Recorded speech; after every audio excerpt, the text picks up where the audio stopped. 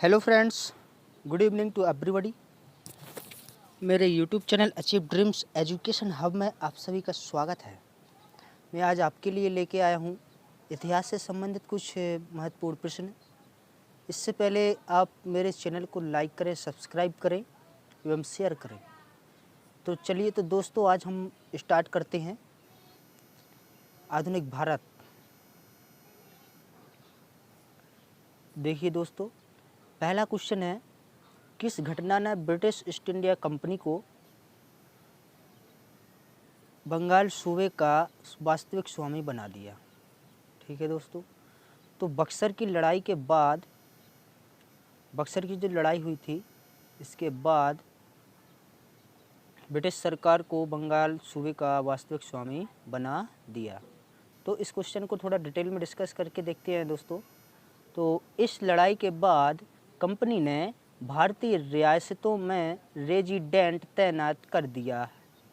ये कंपनी के राजनीतिक व व्यावसायिक थे। उनका काम कंपनी के हितों की रक्षा करना और उन्हें आगे बढ़ाना था। ठीक है दोस्तों, तो नेक्स्ट क्वेश्चन नंबर दो देखते हैं। अंग्रेज़ों ने भारत में अपनी पहली फैक्ट्री कहाँ स्थापित की थी? तो अंग्रेज़ों ने भारत में अपनी पहली फैक्ट्री सूरत में स्थापित की थी। और इसको थोड़ा डिटेल में डिस्कस करके देखते हैं दोस्तों।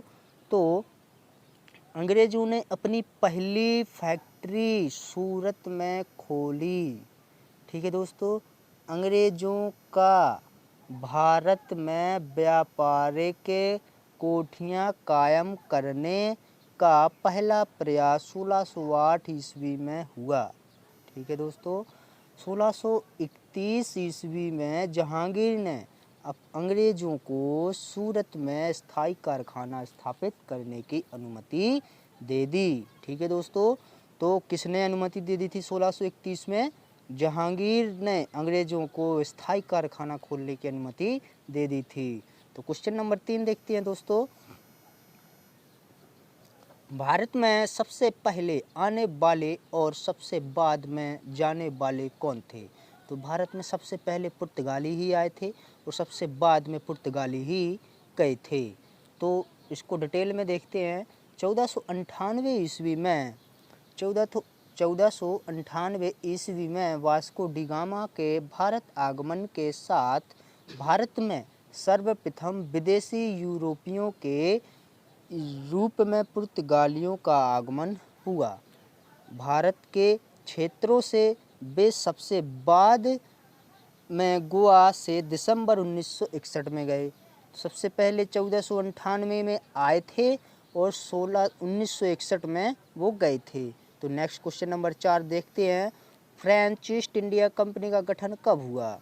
तो फ्रेंच ईस्ट इंडिया कंपनी का गठन 1664 ईस्वी में हुआ था। ठीक है दोस्तों, 1664 ईस्वी में। इस क्वेश्चन को थोड़ा डिटेल में देखते हैं। फ्रांस के सम्राट लुई XIV के समय उसके प्रसिद्ध मंत्री कोलबर्ट के प्रयासों के परिणाम स्वरूप 1664 ईस्वी के एक फ्रांसीसी व्यापारिक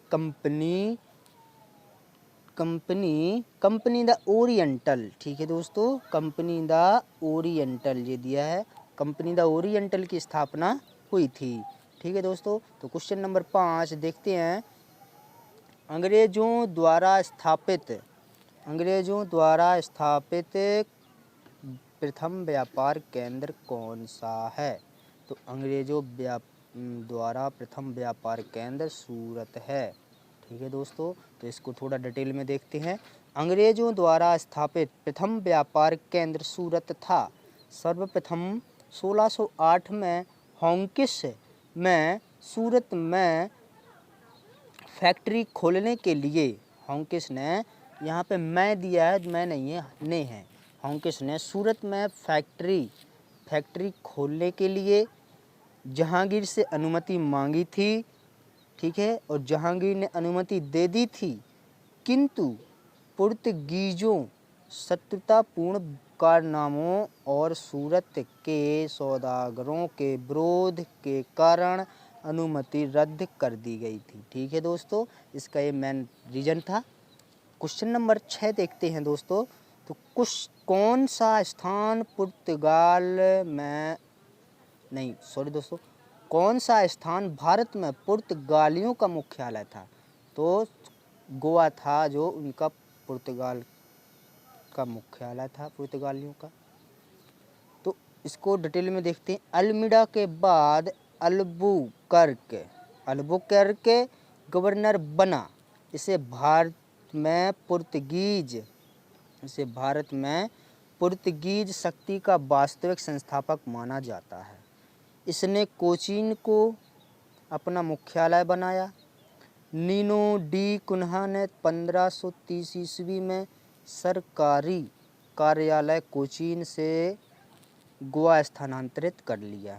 पहले ये कोचीन में था, अब गोवा में पहुंच गया था उनका। अब इस प्रकार गोवा भारत में पुर्तगाली राज्य की औपचारिक राजधानी बना। ठीक है दोस्तों, तो इस प्रकार भारत में गोवा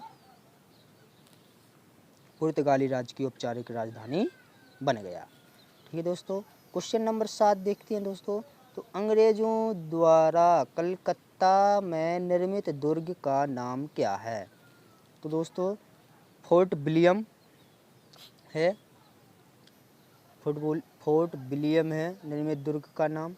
इसको डिटेल में देखते हैं। तो अंग्रेजों द्वारा कलकत्ता में निर्मित दुर्ग का नाम फोर्ट विलियम था। ठीक है दोस्तों, तो वर्धमान जिले के एक जमींदार शोभा सिंह के विद्रोह के कारण अंग्रेजों को 1696 ईस्वी में अपनी नई कोठी की किलेबंदी की अनुमति मिल गई थी। ठीक है दोस्तों, तो ये क्वेश्चन नंबर 7 की डिटेल है। अब क्वेश्चन नंबर 8 देखते हैं दोस्तों। तो ब्रिटिश को राजनीति शक्ति किस पद के बाद प्राप्त हुई? ठीक है दोस्तों, तो प्लासी के युद्ध के बाद राजनीतिक शक्ति प्राप्त हुई ब्रिटिश सरकार को। तो इसको देखते हैं डिटेल में। 1757 में प्लासी के युद्ध के बाद 1757 में प्लासी का युद्ध हुआ था के बाद भारत की राजनीतिक सत्ता पर ब्रिटिश कंपनी का वर्चस्व स्थापित, मतलब बढ़ चढ़ के दबाव हो गया था। ठीक है दोस्तों, फिर इस युद्ध में ब्रिटिश ईस्ट इंडिया कंपनी को बंगाल के नवाब और उसके फ्रांसीसी मित्रों पर निर्णायक जीत प्राप्त की। युद्ध के जीत के फलस्वरूप बंगाल में कंपनी की स्थिति मजबूत हो गई। अगले 100 वर्षों में कंपनी ने भारत के अधिकांश भागों पर अपना कब्जा कर लिया। ठीक है दोस्तों, तो नेक्स्ट क्वेश्चन नंबर 9 देखते हैं। प्लासी की लड़ाई किसके बीच लड़ी गई थी? तो दोस्तों प्लासी की लड़ाई ईस्ट इंडिया कंपनी और सिराजुद्दौला के बीच लड़ी गई थी। दोस्तों ईस्ट इंडिया कंपनी और सिराजुद्दौला के बीच लड़ी गई थी। और क्वेश्चन नंबर वो इसको 10 डिटेल में थोड़ा देखते हैं। प्लासी का युद्ध ईस्ट इंडिया कंपनी और बंगाल के नवाब सिराजुद्दौला के बीच 1757 ईस्वी में हुआ था। यह युद्ध इसलिए महत्वपूर्ण माना जाता है क्योंकि भारत में यह कंपनी पहली बड़ी जीत थी। यह कंपनी की भारत में सबसे बड़ी जीत थी, पहली जीत थी।